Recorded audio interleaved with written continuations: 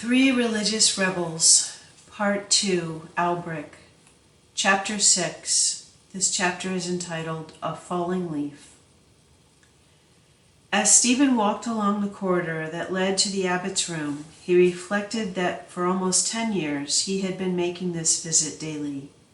He had to report to Alberic, receive the instructions for the coming day, and tell him what had been accomplished the previous day. He marveled that he had never found its routine tedious or in any way monotonous. Then he reflected and saw why. Alberic opened his very heart to Stephen on these visits. It was during these that he had grown to know the mind and soul of the lance, which is what they called Alberic. Perhaps I am his only confidant, thought the prior, as he knocked on the oaken door. Stephen found Alberic seated at his rough desk, fingering a leaf. It was a tiny thing, one that October with her magic of frost and sunshine had colored a beautiful, brilliant crimson. It looked like a finger of scarlet flame as it lay in the abbot's calloused and work-worn hand. Alberic's head came up slowly to greet Stephen. The light in his eyes told that he had been deep in musing.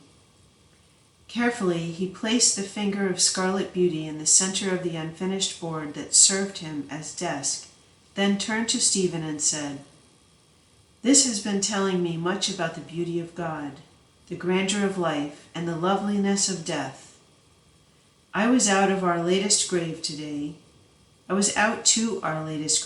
Stephen. While there, I saw the woods. Oh, God is magnificent in nature at this time of year.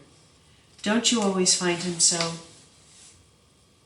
"Well, yes," came the slow response, "but never more so than now at autumn compline."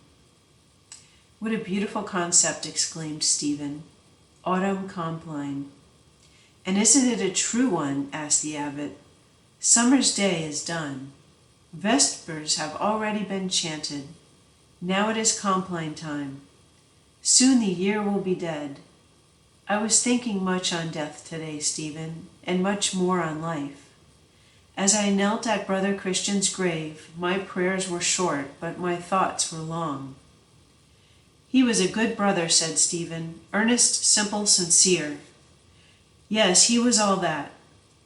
But the thing that struck me today was the fact that this poor son of Burgundy soil, this peasant, is now out there lying side by side with Burgundy's duke. What a commingling of ashes that is! Indeed, death is a leveler. And yet there is a perfect aptness in the nearness of their graves, for both were God's warriors.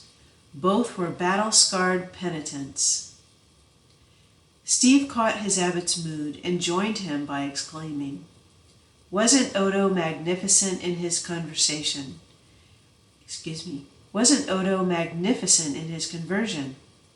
It seems difficult to believe that Citeaux's greatest benefactor was once a high-handed, hard-hearted robber. He certainly loved this place, didn't he?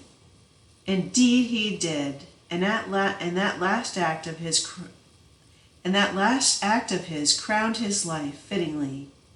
Oh, the faith and bravery of the man, to set out for Palestine at his age to become a crusader, to make his act of contrition.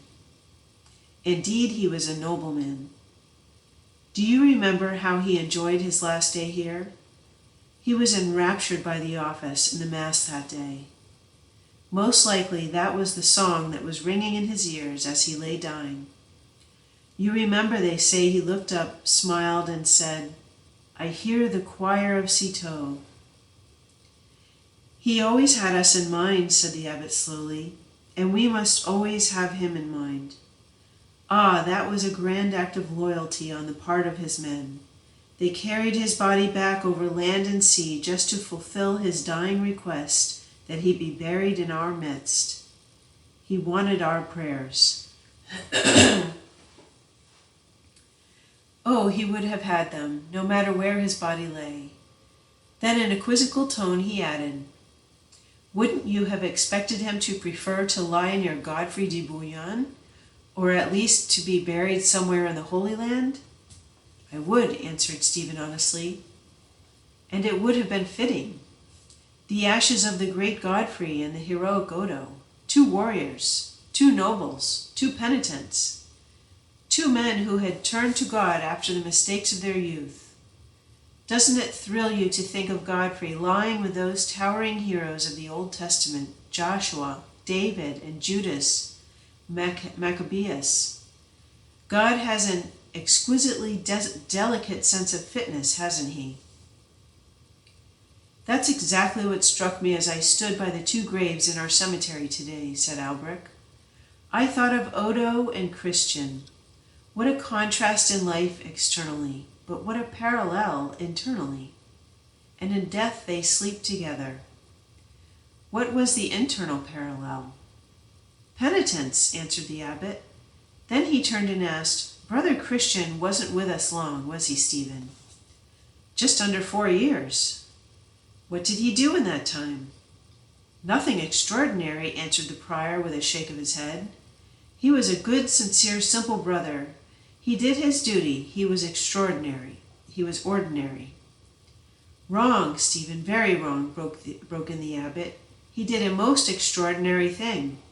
He did? Yes, indeed he did. He became completely God-centered and wholly God-absorbed. Now that may seem ordinary to some, but let me tell you, it is one of the most extraordinary things a person does on this earth. Oh, that's true enough, admitted the prior. What I meant was that he had done nothing extraordinary among us. Ah, what a compliment, cried Alberic enthusiastically. I hope we never have anyone who does the extraordinary among us. I don't trust it. But I ever hope and pray that we shall always have men who will do the ordinary, extraordinary things that Christian did. Stephen was not quite sure that he had caught all of Alberic's meaning. Just what do you mean, Reverend Father?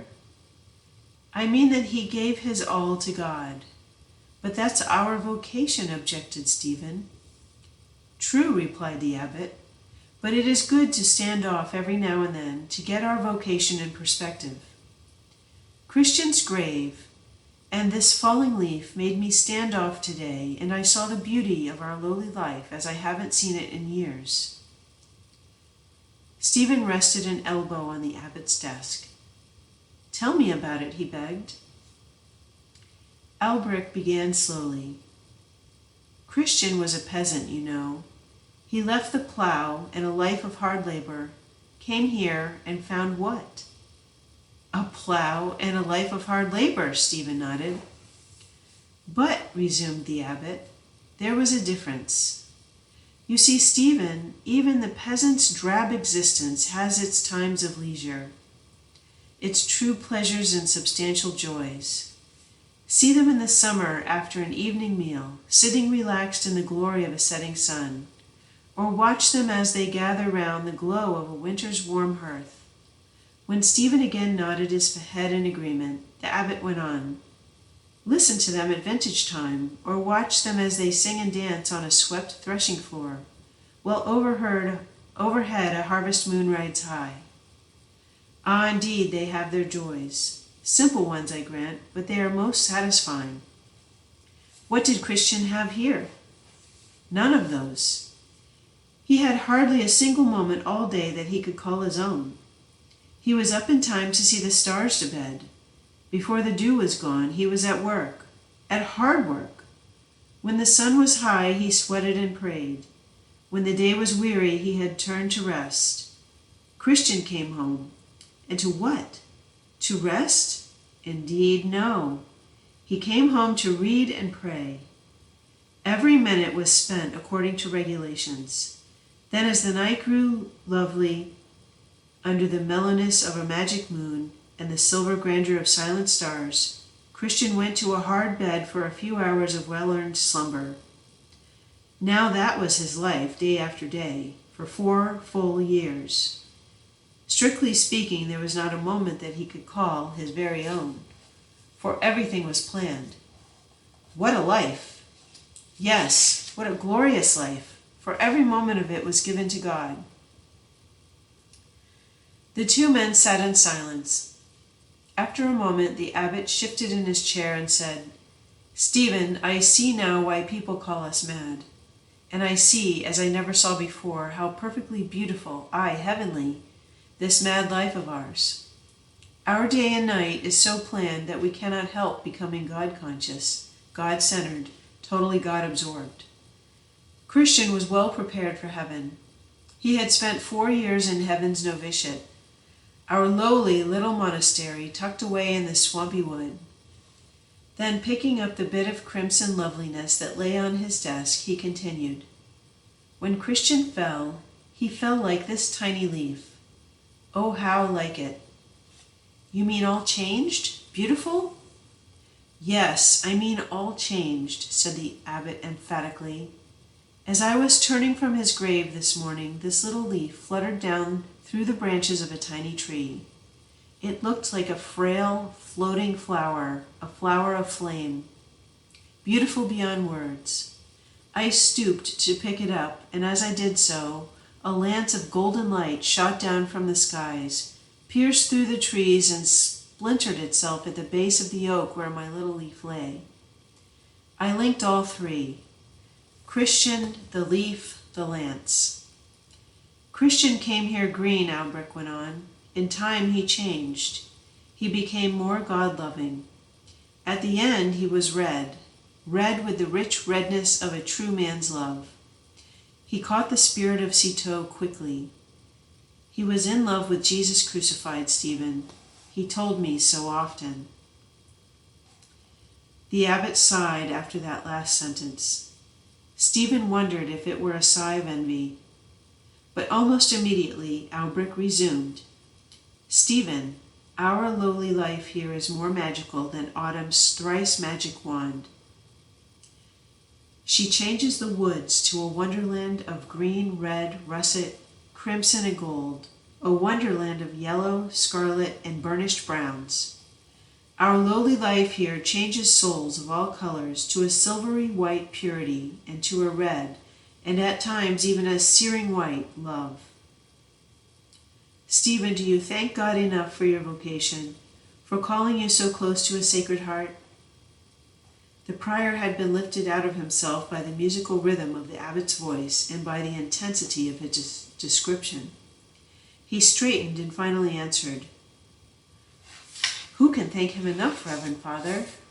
I do the best I can, but I know that is poor thanks. The magic of which you speak seems to be especially effective among our lay brothers. You did a marvelous thing for earth and heaven when you dared introduce the novelty you so stubbornly insist is but the radical rule. Indeed, most of them change to the color of love before the autumn of their life is done." "Yes," said Alberic slowly, "they are a choice group of men. But my point in all this has been to tell you that I now feel that the leaf of my life is turning. It will fall soon, Stephen. No, don't argue, I know. But pray, pray, pray, Stephen, that when it does fall, it falls as flame." The abbot rose. He looked at Stephen and realized that from long years of comradeship, this man had become to him more than a son. He was brother, helper, and friend. "I'll leave this with you," he said, holding out the leaf. "I must talk to God."